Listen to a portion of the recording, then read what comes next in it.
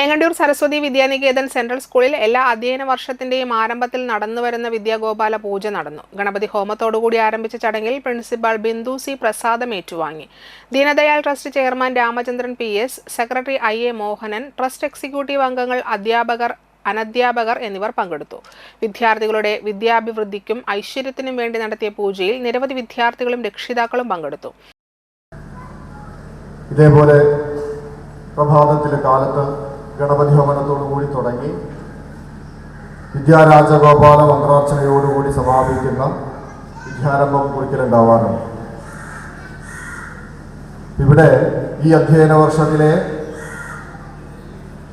ഗണപതി ഹവനം രാവിലെ കഴിഞ്ഞു. ഇവിടെയുള്ള വിദ്യാർത്ഥികൾക്ക് എല്ലാവർക്കും വേണ്ടി നമ്മുടെ എല്ലാവരുടെയും ഭാഗ്യമാണ്. നോക്കൂ, ഇവിടെ പഠിക്കാൻ വരുന്ന എല്ലാ വിദ്യാർത്ഥികളുടെയും അവരുടെ രക്ഷിതാക്കളുടെയൊക്കെ ഭാഗ്യമാണ്. ഒരു വിദ്യാലയത്തിൽ നമ്മളുടെ കുട്ടികൾക്ക് വേണ്ടി, വിദ്യാർത്ഥികൾക്ക് വേണ്ടി, ഇവിടെ പഠിക്കാൻ വരുന്ന വിദ്യാർത്ഥികൾക്ക് വേണ്ടി അവരുടെ ആയുരാരോഗ്യ സൗഖ്യത്തിനും അവർക്ക് സദ്ബുദ്ധിയൊക്കെ ഉണ്ടാകുന്നതിന് വേണ്ടി സകല ദേവീദേവന്മാരോടും പ്രാർത്ഥിക്കുന്ന ചടങ്ങാണ്.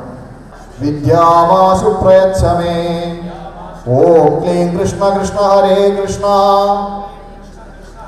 സർവജ്ഞ ത്വം പ്രസീദ മേ രമാരമണ വിശ്വേശ വിദ്യാമാശു പ്രയച്ഛമേ ഓം ക്ലീം കൃഷ്ണ കൃഷ്ണ ഹരേ കൃഷ്ണ സർവജ്ഞ ത്വം പ്രസീദ മേ രമാരമണ വിശ്വേശ വിദ്യാമാശു പ്രയച്ഛമേ ഓം ക്ലീം കൃഷ്ണ കൃഷ്ണ ഹരേ കൃഷ്ണ.